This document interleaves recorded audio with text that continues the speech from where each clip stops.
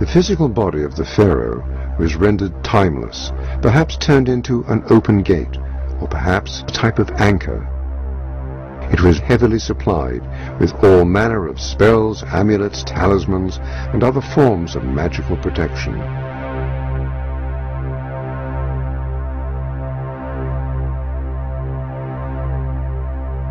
The strange practice of mummification still holds many mysteries. Why were some organs carefully preserved while the brain was scooped out and discarded? An unexpected insight into this question can be found in the work of Dr. Rick Strassman. His pioneering work has raised some very important questions about the pineal gland and its interaction with a strange hallucinogenic chemical known as DMT. Could the interaction of these two components be the seat of consciousness? Could it in fact be the gate through which we enter and leave each new life?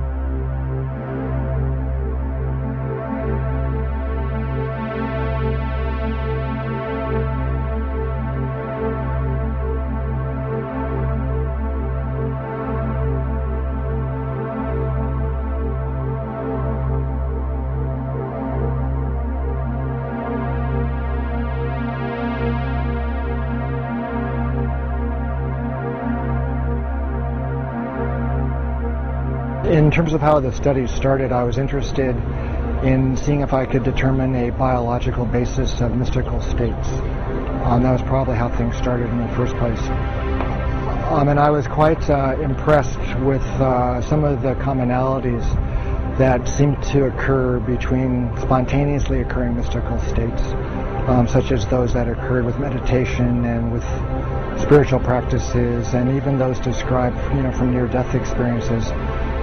Quite a few of those descriptions seem quite comparable to descriptions of people on large doses of psychedelic drugs.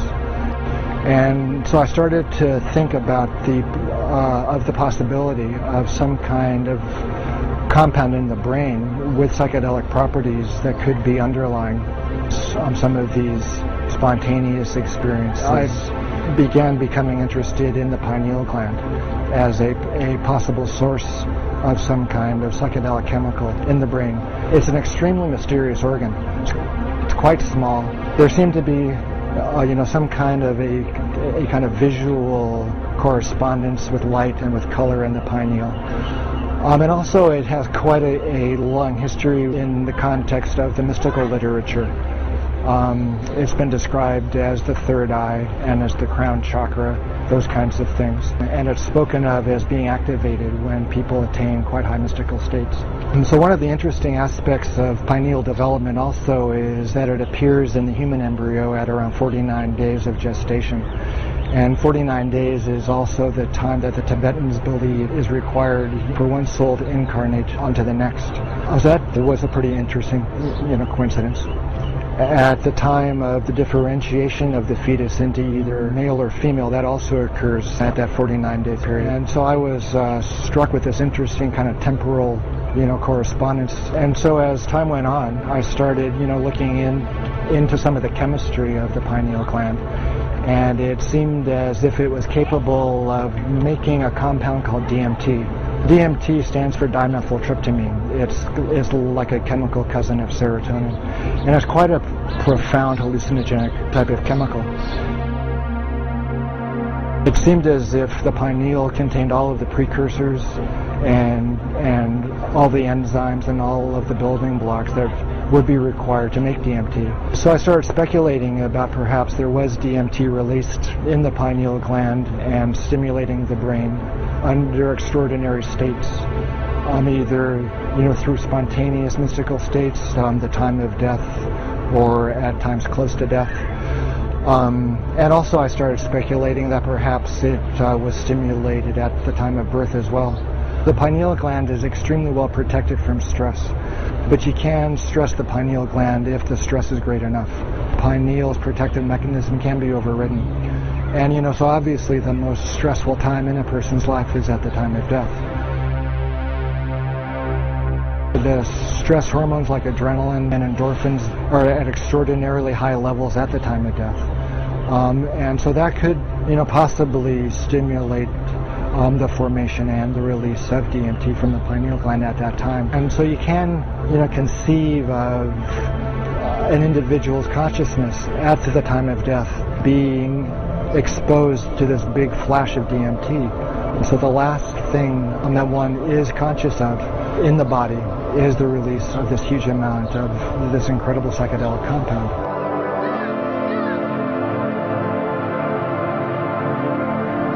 During his testing, Strassman discovered that abnormal levels of the chemical DMT triggered states of consciousness that closely paralleled common experiences of an afterlife. Well, that's true. Almost everybody experienced an extremely profound, an extremely unmistakable separation of their body and their consciousness from each other.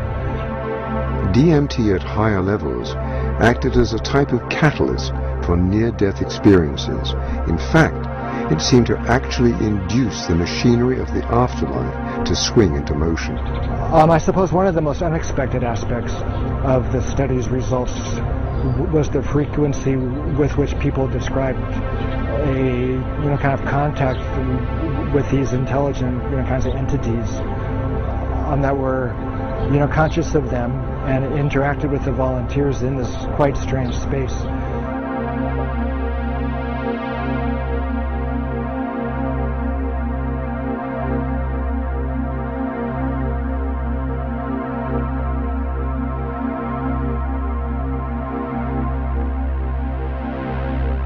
So these entities were both helpful and, kind of malevolent as well. Some of the helpers were kind of angelic, while other of these entities were kind of malignant and threatening. And actually a handful of the volunteers experienced, some traumatic encounters with these entities.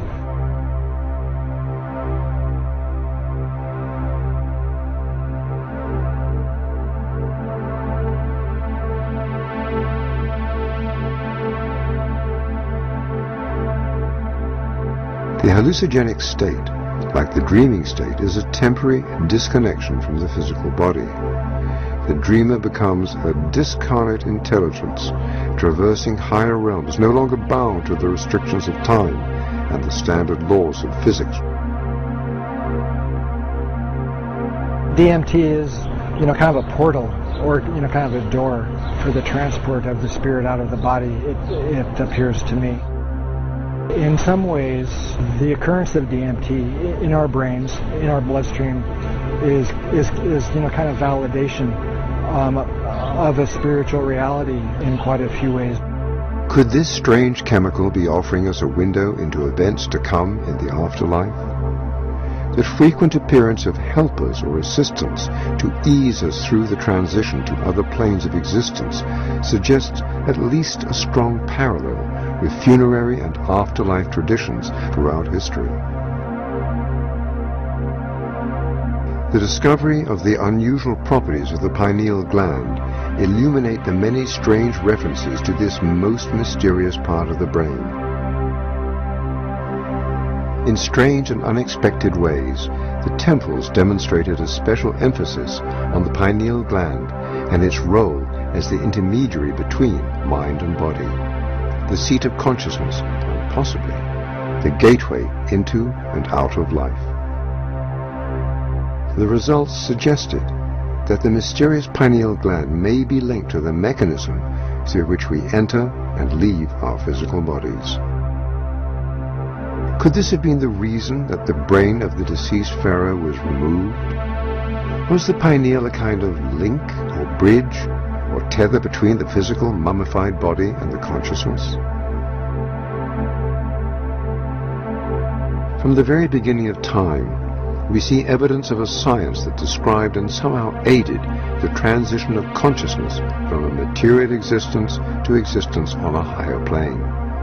It appears as though this science used as its training ground the realm of dreams. The everyday act of dreaming may be a much more mysterious activity than most imagine.